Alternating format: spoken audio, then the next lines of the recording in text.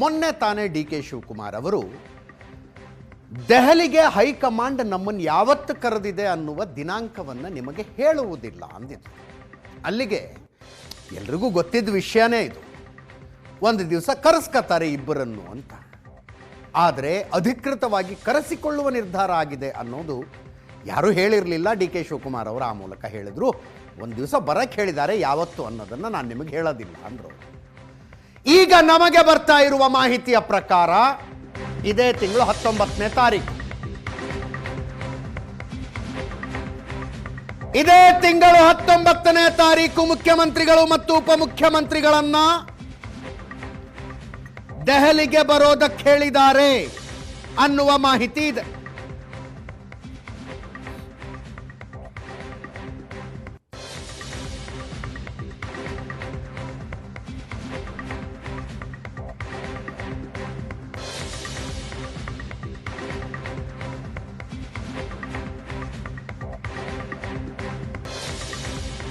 ಸೋನಿಯಾ ಗಾಂಧಿ, ಮಲ್ಲಿಕಾರ್ಜುನ ಖರ್ಗೆ, ವೇಣುಗೋಪಾಲ್, ಸುರ್ಜೇವಾಲಾ ಅವರು ಇರ್ತಾರಂತೆ. D K Shivakumar, ಸಿದ್ದರಾಮಯ್ಯನವರು ಇಬ್ಬರಿಗೂ ಬರೋದಕ್ಕೆ ಹೇಳ್ತಾರಂತೆ. ರಾಹುಲ್ ಗಾಂಧಿ ಅವರು ಈ ಸಂದರ್ಭದಲ್ಲಿ ಜರ್ಮನಿ ಪ್ರವಾಸದಲ್ಲಿರ್ತಾರೆ. ಆ ಕಾರಣಕ್ಕೆ ಅವರು ಸಭೆಯಲ್ಲಿರೋದಿಲ್ಲ. ಅಲ್ಲಿಂದ ವಾಪಸ್ ಬಂದ ನಂತರ ಮತ್ತೊಂದು ಸಭೆಯಾಗುವ ಸಾಧ್ಯತೆ ಇದೆ.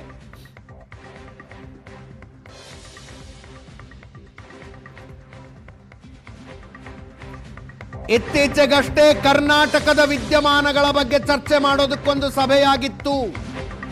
ಕೆ.ಸಿ. ವೇಣುಗೋಪಾಲ್ ಅದನ್ನು ಮಾಧ್ಯಮದ ಮುಂದೆ ಹೇಳಿದ್ರು. ಯಾವುದೇ ನಿರ್ಣಯಕ್ಕೆ ಬಂದಿಲ್ಲ, ಇನ್ನೊಂದು ಸಭೆ ಮಾಡ್ತೀವಿ ಅಂತ ಹೇಳಿದ್ರು. ಸಭೆ 19ಕ್ಕೆ ನಿಗದಿಯಾಗಿದೆ ಅಂತ ಗೊತ್ತಾಗ್ತಿದೆ.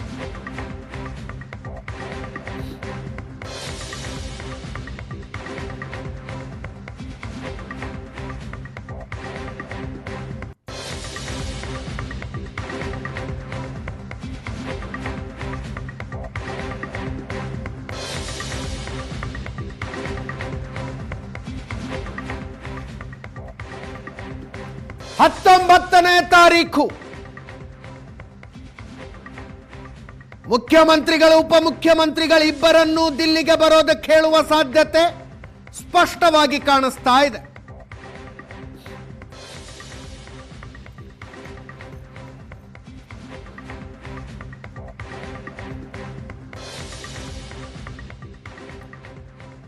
ಮತ್ತೊಮ್ಮೆ ನನ್ನ ಕೊಲೀಗ ಪ್ರಶಾಂತ್ ನಾಥು ಇದ್ದಾರೆ. ಪ್ರಶಾಂತ್, ದ ಡಿ ಡೇ ಅಂತಾರಲ್ಲ, ಇದೇನಾ? ಅಜಿತ್, ನನಗನ್ಸುತ್ತೆ ಡಿಸೆಂಬರ್ 19ಕ್ಕೆ ಅಧಿವೇಶನ ಮುಕ್ತಾಯ ಆಗೋದ್ರಿಂದ ಅವತ್ತು ಮುಖ್ಯಮಂತ್ರಿಗಳು ಉಪಮುಖ್ಯಮಂತ್ರಿಗಳನ್ನು ಕರೆದು ಒಂದು ಫಾರ್ಮಲ್ ಚರ್ಚೆಯನ್ನು, ಯಾಕಂದರೆ ಬ್ರೇಕ್ಫಾಸ್ಟ್ ಮೀಟಿಂಗಲ್ಲೂ ಕೂಡ ಏನೂ ಆಗಿಲ್ಲ.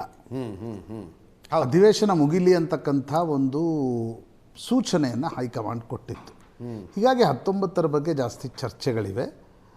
ಬಟ್ ನನಗನ್ಸುತ್ತೆ ಅಜಿತ್, ಮೈ ಸೆನ್ಸ್ ಸೇಸ್ ಕ್ರಿಸ್ಮಸ್ ರಜೆಯಲ್ಲಿ ದಿಲ್ಲಿಯಲ್ಲಿ ಯಾವುದೇ ಬಹಳ ದೊಡ್ಡ ಬೆಳವಣಿಗೆಗಳು ನಡೀತವೆ ಅಂತ ನನಗನ್ಸಲ್ಲ. ಬಹುತೇಕ ಉತ್ತರಾಯಣದಲ್ಲಿ ಜನವರಿ 14ರ ನಂತರ ಅಥವಾ ದೇವರಾಜ್ ಅರಸ್ರ ಕಾರ್ಯಕಾಲವನ್ನು ಮುಖ್ಯಮಂತ್ರಿಗಳು ಸರ್ಪಾಸ್ ಮಾಡಿದ ನಂತರ ಡಿ ಕೆ ಶಿವಕುಮಾರ್ ಎಷ್ಟು ಪ್ರೆಸ್ ಮಾಡ್ತಾರೆ ಅನ್ನೋದ್ರ ಮೇಲೆ ಹೈಕಮಾಂಡ್ ಯಾವಾಗ ನಿರ್ಣಯವನ್ನು ತೆಗೆದುಕೊಳ್ಬಹುದು ಅಂತಕ್ಕಂಥದ್ದರ ಒಂದು ಸ್ಪಷ್ಟತೆ ಬರುತ್ತೆ. ಈಗ 19ಕ್ಕೆ ಕರೆದ ತಕ್ಷಣ 19ಕ್ಕೆ ಇವರಿಬ್ಬರು ಅಧಿವೇಶನ ಮುಗಿಸಿ ದಿಲ್ಲಿಗೆ ಹೋಗ್ಬೋದು. ಯಾಕಂದರೆ ಕಳೆದ 20 ದಿನಗಳಲ್ಲಿ ಏನೆಲ್ಲ ಬೆಳವಣಿಗೆಗಳು ನಡೆದಿವೆ, ಅದಾದ್ಮೇಲೆ ಒಂದು ದಿಲ್ಲಿ ಯಾತ್ರೆ ನಡೆಯುತ್ತೆ.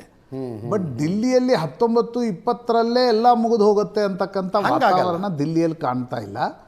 Delhi will take time. ಮತ್ತು ಇದರಲ್ಲಿ ಎರಡನೇ ಸಂಗತಿ ಇದೆ, ಸಿದ್ದರಾಮಯ್ಯನವರ ಜೊತೆ 1-to-1 ಹೈಕಮಾಂಡ್ ಚರ್ಚೆ ನಡೆಸಿ ನೀವು ಯಾವಾಗ ನೀವು ನಾಳೆ ಬಿಡಿ ಅನ್ನೋದ್ರೆ ಸಿದ್ದರಾಮಯ್ಯನವರು ಹಠ ಹಿಡಿಬೋದು.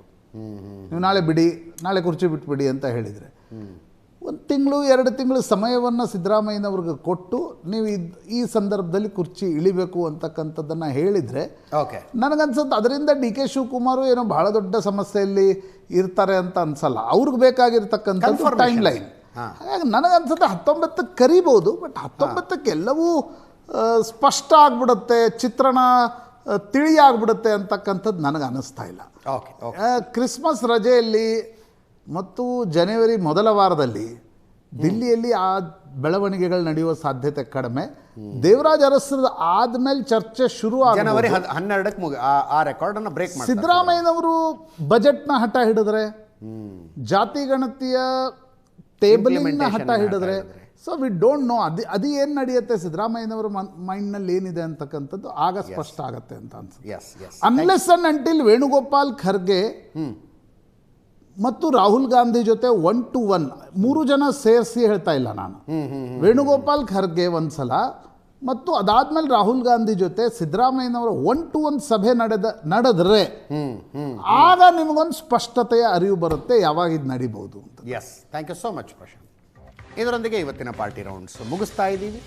ನೇರಾದಿಟ್ಟ ನಿರಂತರ ಸುದ್ದಿಗಾಗಿ ನೋಡ್ತಾ ಇರಿ ಏಷ್ಯಾನೆಟ್ ಸುವರ್ಣ ನ್ಯೂಸ್.